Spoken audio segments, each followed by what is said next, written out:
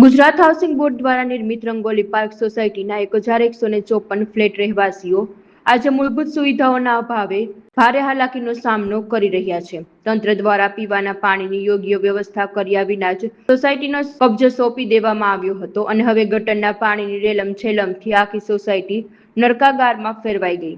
Housing board નિર્મિત rangoli park સોસાયટીમાં આજ દિન સુધી પીવાના પાણીની કોઈ કાયમી વ્યવસ્થા કરવામાં આવી નથી। આ વિકટ પરિસ્થિતિ વચ્ચે હાલમાં વરસાદ અને તંત્રની લાલિયાવાડીના કારણે ગટરના ગંદા પાણી સોસાયટીના મુખ્ય રસ્તાઓ અને ઘરો સુધી પહોંચી ગયા અને રહેવાસીઓનો આરોપ છે કે સોસાયટીમાં સ્વચ્છતાનો કોઈ નામો નિશાન નથી। રહેવાસીઓનો આક્ષેપ છે કે આ સોસાયટીમાં હજુ સુધી બિનશરતી બીયુ પરમિશન પણ મળેલ નથી। કાયદેસરની પરમિશન ન હોવાને કારણે નિયમ મુજબ રહેવાસીઓને સત્તાવાર એસોસિએશન પણ રચી શકાયું નથી। ગુજરાત હાઉસિંગ બોર્ડના અધિકારીઓની આ વહીવટી લાપરવાહીના કારણે સમગ્ર સોસાયટીનો વહીવટ ખોરવાયો છે અને સામાન્ય નાગરિકો વાલી વગરના બની ગયા।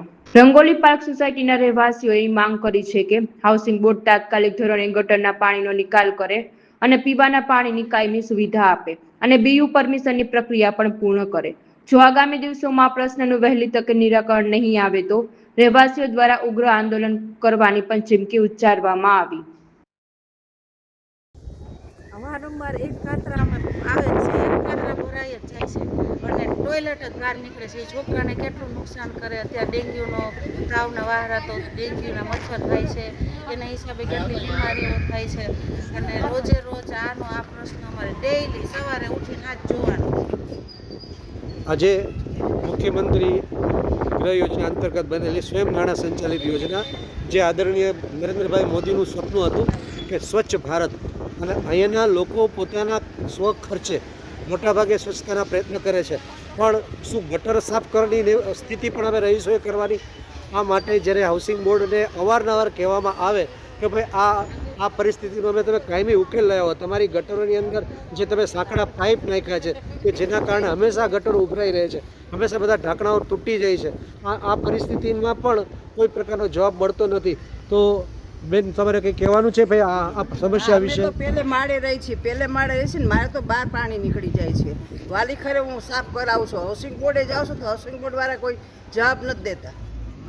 તો તમને શું લાગે છે આ સમસ્યાના ઉકેલ માટે આપણે બધાએ શું ટોળા સહીનો યુઝ કરવાનો છે કે લાગે છે કે સરકાર આછા પાછળ તમે જોઈ શકો છો પાણીના ટેન્કર, હવે આ પાણીના ટેન્કર સાંકડા માર્ગે જાય અને એના પરિણામે ચારે બાજુ ગટર હોય અને તમે જોઈ શકો છો આની અંદર કે આ ટેન્કરોના કારણે કેટલી બધી પરિસ્થિતિ ગંભીર થઈ શકે અને એમાં પણ આ ગંદુ પાણી બધી બાજુ ફેરતું હોય, કોઈ માણસ ચાલી નથી શકતું। આટલી ગંભીર સમસ્યામાંથી લોકો પસાર થઈ રહ્યા છે। અહીંયા શું સરકાર એવી ઈચ્છતી હોય કે 1164 પરિવારના ટોળાઓ આ ઓફિસનો ઘેરાવો કરે? જો સરકાર એમ ઈચ્છતી હોય કે કલેક્ટર પાસે જઈને બધા રાડોરાડ કરીને દેખાડો કરે, તો આવી પરિસ્થિતિ થાય તો જ ઉકેલ લાવવાનો કે આ કાયમી ઉકેલ માટે કંઈ સરકાર કરશે એવું એના લોકો વિચારી રહ્યા છે। બેનો, તમારે કંઈ કહેવાનું હોય આ બાબતે તો તમે પ્લીઝ અમને કહેશો કે જેથી કરીને લોકોના અવાજ છે, આ પરિસ્થિતિની સમસ્યા છે એ સોસાયટીના જે સંચાલક છે એ સુધી વાત પહોંચે। કોઈ પણ વ્યક્તિ કંઈ પણ બોલી શકશે પોતાના વિચારો, કારણ કે આ નાનકડી સમસ્યા નથી, આના કારણે કેટલા પ્રકારના જીવાતો થતા હોય। વિચારો એટલી ગંદી વાસ આવે છે કે લોકો બારી નથી ખોલી શકતા। હા, જો બરાબર ને? તો આ પરિસ્થિતિ છે। આશા રાખીએ છીએ કે આપના માધ્યમથી આ વાત સરકારશ્રી સુધી પહોંચશે અને એના કાયમી ઉકેલ માટેના કંઈક પ્રયત્નો થશે। ધન્યવાદ।